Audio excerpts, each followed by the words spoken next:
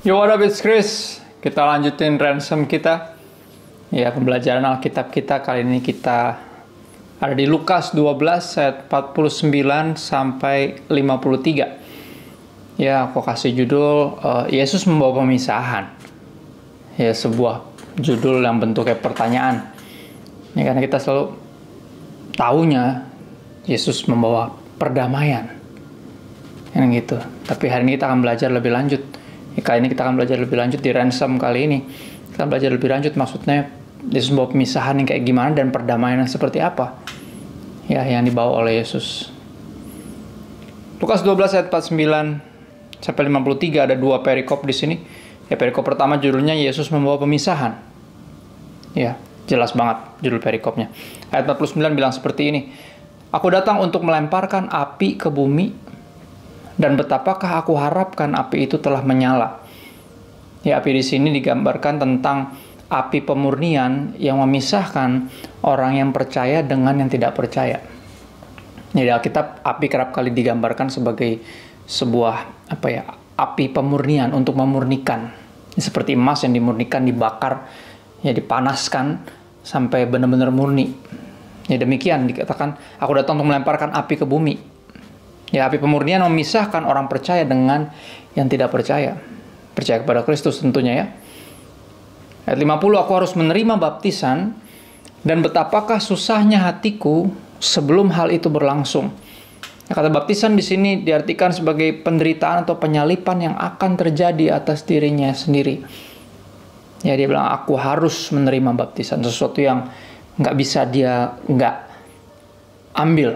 Ya, memang untuk tujuan inilah, ya, tujuan penyalipan, penyelamatan. Yesus datang ke dunia ini. Ya, aku harus menerima baptisan, dan betapakah susahnya hatiku sebelum hal itu berlangsung. I am somehow kayak restless.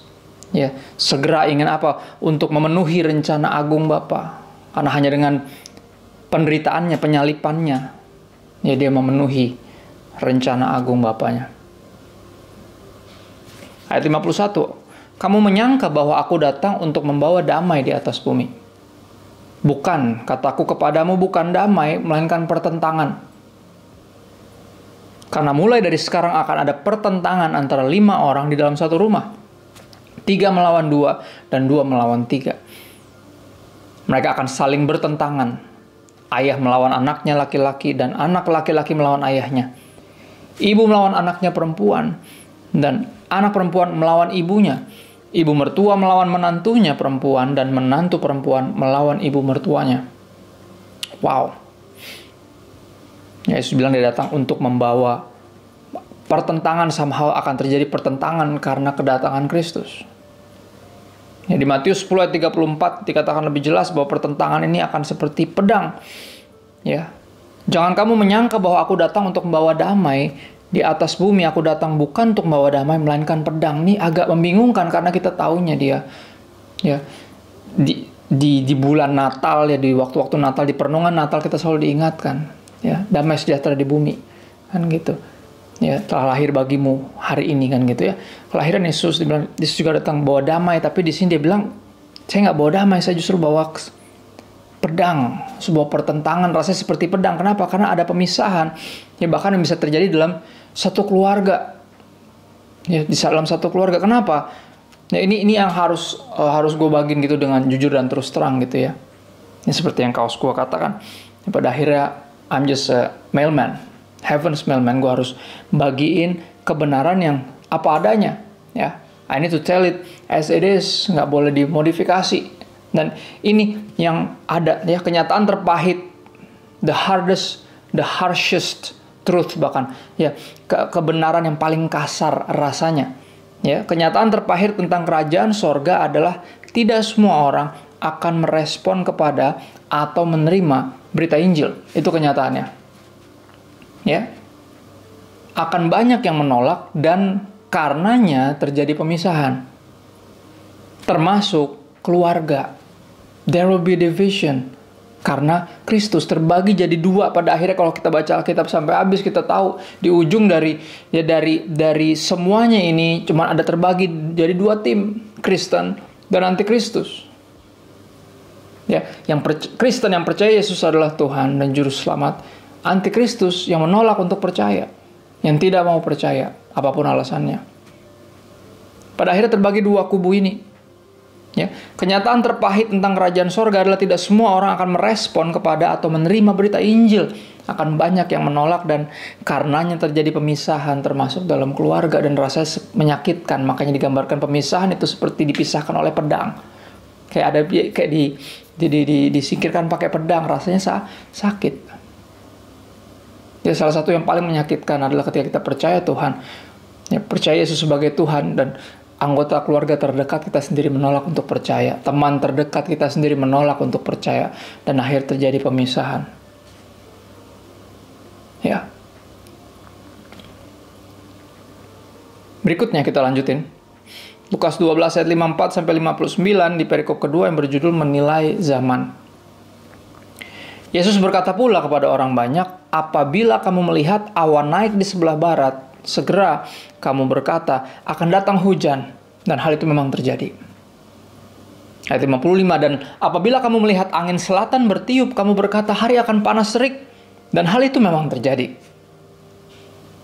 Ayat 56, keras banget. Hai orang-orang munafik, rupa bumi dan langit kamu tahu menilainya. Mengapakah kamu tidak dapat menilai zaman ini? Ya, dikatakan di Alkitab Penuntun Hidup Berkelimpahan, ya, seri Life Application Study Bible dari Gandumas. Dikatakan demikian, sama seperti awan gelap atau mendung memperingatkan lebih dahulu yang mengenai datangnya badai dan hujan. Ada tanda-tanda bahwa kerajaan Allah itu akan segera datang. Ya, tapi apa? Kayak belaga orang tuh kayak nggak tahu gitu. Kalau kita bisa menilai kira-kira apa yang akan terjadi dengan cuaca, iklim, ya harus kita juga bisa tahu Tuhan Yesus sudah mau datang nih, gitu ya. Harus kita nggak berpura-pura abai, udahlah, dari dulu juga bilangnya mau datang. Nggak kayak gitu. Harusnya kita bisa menilai zaman ini. Maka Tuhan Yesus bilang kayak, munafik, lu juga udah tahu sebenarnya yang gue udah mau datang. Tapi lu masih menolak untuk sungguh-sungguh ikut gue. Masih menolak untuk ambil keputusan gitu, lu mau ikut gue atau enggak gitu. Ya percaya sama gue atau enggak. Setengah percaya, bukan percaya sama sekali. Ya. Ayat 57 sampai 59, dan mengapakah engkau juga tidak memutuskan sendiri apa yang benar? Sebab jikalau engkau dengan lawanmu pergi menghadap pemerintah, berusahalah berdamai dengan dia selama di tengah jalan, supaya jangan engkau diseretnya kepada hakim, dan hakim menyerahkan engkau kepada pembantunya, dan pembantu itu melemparkan engkau ke dalam penjara. Aku berkata kepadamu, engkau tidak akan keluar dari sana sebelum engkau membayar hutangmu sampai lunas. Ya, di salah satu study Bible yang aku suka, gitu ya, berkaitan tentang sesuai dengan konteks zaman itu, yang dijelaskan maksudnya apa gini.